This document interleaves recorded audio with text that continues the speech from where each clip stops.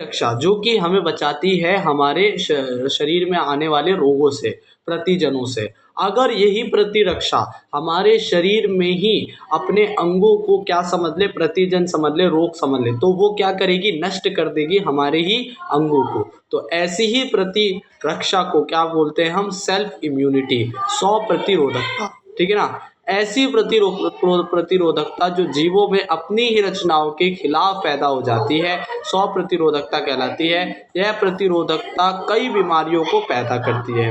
ये बीमारी इस बात पर निर्भर करती है कि शरीर की किस रचना के प्रति प्रतिरोधकता विकसित हुई है। तो ये किस पर निर्भर कर रही है कि किस रचना के खिलाफ प्रतिरोधकता हुई है। जैसे कि मान लो पहला एग्जाम्पल उदाहरण है आरबीसी के खिलाफ। तो यदि शरीर में आरबीसी के प्रति प्रतिरोधकता विकसित हो जाती है तो वह अपनी ही आरबीसी को नष्ट करके क्या हो जाएगा, रोग, खून की कमी हो जाएगी, आरबीसी नष्ट हो जाएगी तो उससे रोग हो जाएगा एनीमिया। तो एनीमिया रोग पैदा करती है। दूसरा एग्जाम्पल है कि यदि शरीर के जो मांसपेशियां हैं उसके खिलाफ क्या हो जाए, प्रतिरक्षा, अब वो हो जाए, प्रतिरोधकता हो जाए उसके प्रति, तो क्या होगा, देखो भाई, यदि शरीर में पेशी कोशिकाओं के प्रति प्रतिरोधकता विकसित हो जाए तो वह अपनी ही पेशी सेल को, कोशिका को नष्ट करके शरीर में कमजोरी पैदा कर देगी। तो शरीर में क्या आ जाएगी, कमजोरी आ जाएगी। तीसरा है कि मान लो यकृत, हमारे लीवर में, लीवर की कोशिकाओं के प्रति प्रतिरोधकता, सेल्फ इम्यूनिटी हो जाए तो क्या होगा। इसी प्रकार यदि यकृत कोशिकाओं के प्रति प्रतिरोधकता विकसित हो जाए तो वह अपने ही यकृत कोशिकाओं को नष्ट करके हिपेटाइटिस, है ना, हिपेटाइटिस रोग पैदा कर देगी, जिसको लीवर की डिसीज भी बोलते हैं, हिपेटाइटिस। अब हम देखेंगे ये था प्रतिरोधकता। अब हम देखेंगे इंटरफेरॉन। इंटरफेरॉन क्या होता है, जब किसी एक सेल को वायरस आज लग जाता है ना, या कैंसर हो जाता है, तो हमारी जो सेल है वो क्या करती है, एक कोशिका द्रव से एक तरह का प्रोटीन निकालती है जिसे हम इंटरफेरॉन कहते हैं, जो कि सेल की सतह पर जाकर क्या करता है, उसके एमआरएनए को, जो प्रोटीन बना रहा है, जिससे सेल संक्रमित कर रहा है, उसको नष्ट करके उस सेल को बचाती है, और जितनी भी अलग जो स्वस्थ सेल हैं उनको भी बचाती है प्रति जो वायरस है उसके खिलाफ लड़ने से, उस संक्रमण होने से बचाती है इंटरफेरॉन। और इसको हम कैंसर में भी इस्तेमाल करते हैं और वायरस के खिलाफ लड़ने में भी इस्तेमाल होता है। अब इसके यहाँ पर मुख्य बिंदु देखेंगे।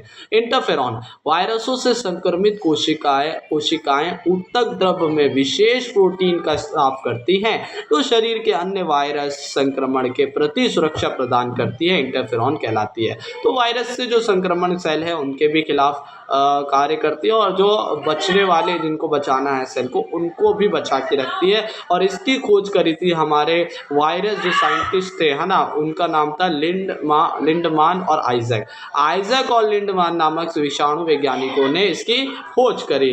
तीसरा क्या चीज़ है कि इंटरफेरॉन संक्रमित कोशिकाओं की सतह पर चिपक कर कुछ विशेष, अब ये काम कैसे करती है देखो भाई, तो क्या करती है, संक्रमित मान लो या संक्रमित कोशिकाओं की सतह पर चिपक कर क्या करती है, कुछ विशेष प्रकार के एंजाइम को संश्लेषित करती है, जो कि क्या करते हैं, संश्लेषण को प्रोत्साहित करते हैं एंजाइम को। और जो एंजाइम क्या करेंगे, जो वायरल एमआरएनए को नष्ट करके वायरल प्रोटीन्स के संश्लेषण को रोकते हैं। तो जो प्रोटीन है, जो वायरस से वायरल हो गया है प्रोटीन, उसको जो संश्लेषण है उसको रोकते हैं एमआरएनए को नष्ट करके। तो इस तरह से ये कार्य करते हैं सतह पर चिपक के। अतः इंटरफेरॉन स्वस्थ पोषक कोशिकाओं को वायरल संक्रमण से सुरक्षा प्रदान करती है। जो स्वस्थ और सेल है उनको वायरस से संक्रमित होने से बचाती है। चौथा, ये मैक्रोफेज कोशिकाओं जो हैं, मैक्रोफेज सेल जो है उसकी फैगोसाइटिक क्रिया, देखो मैक्रोफेज सेल क्या होती है, भक्षाणु होती है, जो कि क्या करती है, भक्षण करती है, एंटीजनों को मारती है। और ये पूरी जो क्रियाएं हैं इनको मारने की, उसको हम कहते हैं फैगोसाइटिक एक्टिविटी, फैगोसाइटिक क्रिया। और इसी को क्या करती है, ये हमारी इंटरफेरॉन बढ़ा देती है मैक्रोफेज सेल की फैगोसाइटिक क्रिया को, ताकि वो जल्दी जल्दी भक्षाणु को, मतलब उनको भक्षण करें, उन्हें खत्म कर, नष्ट करें। और तथा एंटीबॉडीज के उत्पादन को प्रोत्साहित करती है। अब एंटीबॉडीज हमारी कौन कौन सी थी, बी और टी थी। तो जो टी है उसकी लिम्फोसाइट जो है, तथा टी लिम्फोसाइट की साइटोटॉक्सिक क्रिया, जो साइटोटॉक्सिक एक्टिविटी को क्या करती है, प्रोत्साहित करती है। और ये साइटोटॉक्सिक जो एक्टिविटी है वो कैंसर और वायरस जैसे संक्रमण से लड़ने में मदद करती है, ठीक है ना, जो हमारी टी लिम्फोसाइट की साइटोटॉक्सिक एक्टिविटी है, ठीक है ना।